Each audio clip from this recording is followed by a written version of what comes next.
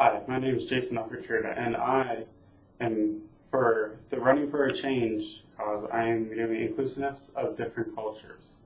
My background is I am from Canada. I'm from Barrie, Ontario, and I really want to do something within international communities and promote internationalism, and and I think it's a great way for students to learn about different cultures and countries. And even though the U.S. is so diverse that no matter where you go, you're going to run into people that are from different parts of the world. It's just such a big country, and I just think this is a good way for even American students to learn about different cultures, and even for international students to be able to promote their own country where they came from. So, this is my PowerPoint.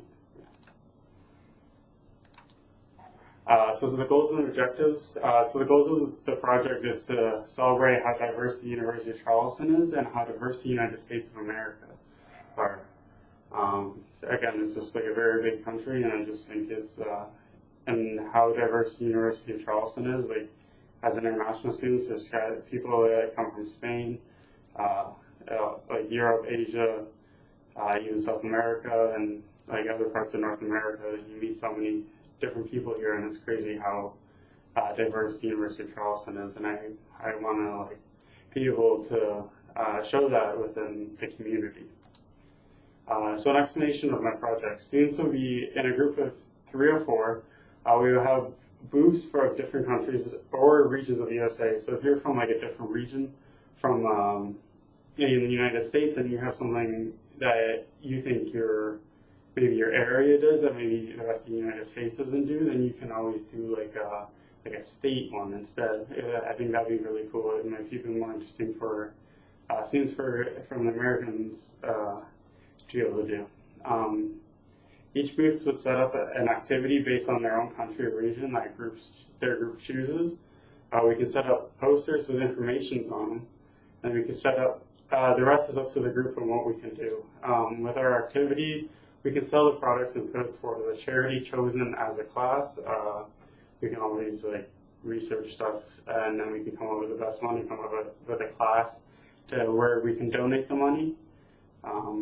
This is a very open-ended one where we can do like a group, and we can decide what we want to do with this project.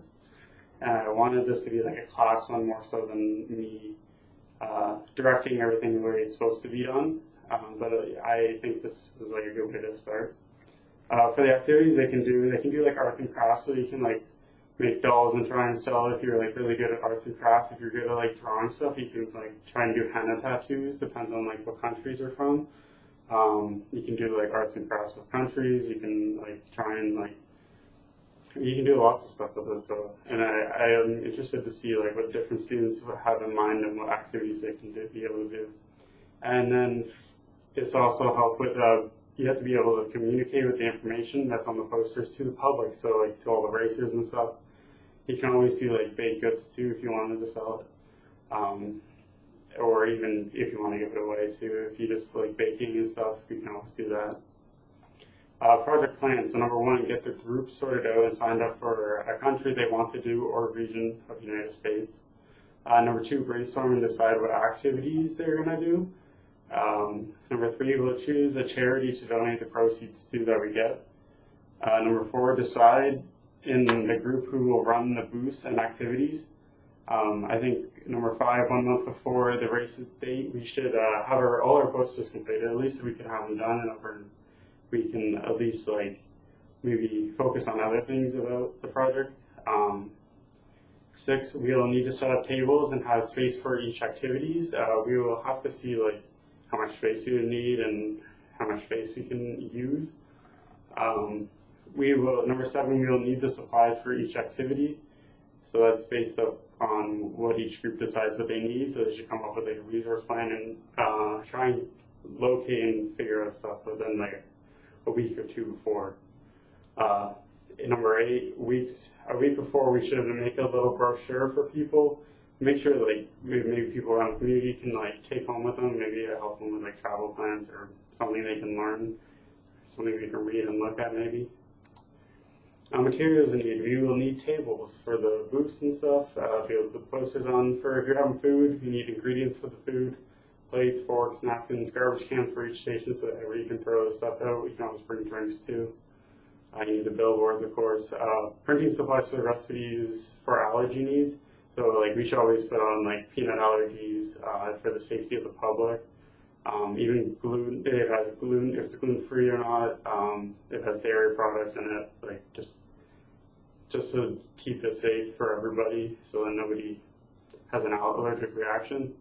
And information for the pamphlets, of course. Things that can prevent us from our goal. People being able to make the food. Like it might be hard for people; they might not have the space and utilities for it. And if the food needs to be warm, you'll have to ask if you can use some ovens or something within the kitchen to try and keep it warm, or like be able to heat it up before for like everybody when they come around. And you also need like stuff. If it's a windy day, we need to be able to keep the billboards down or like poster boards. So we need that could like prevent us. So this is my conclusion of the speech. That's my idea for running for a change. I want this to be able to be enjoyable for everybody, so that everybody can at least do something they are proud of. Either it's from like something they want to like represent their own country, their own area, region. If you like doing arts and crafts, you can show off your arts and crafts that you're able to do. If you can cook, you enjoy doing that, you can always do that. There may be other things like for people to do. It also can help research a place you may want to go and visit if in the future when you're like done university or something as students.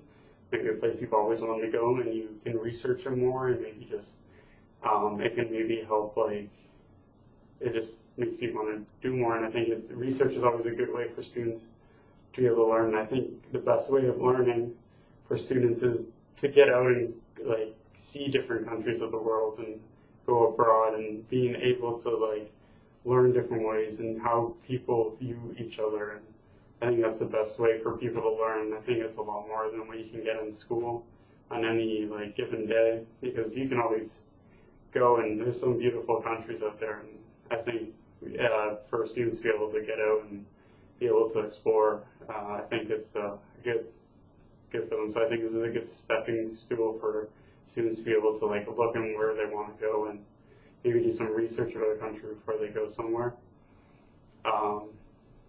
And I also want to be able to show how diverse the University of Charleston really is. Again, it's like a really great place, very diverse.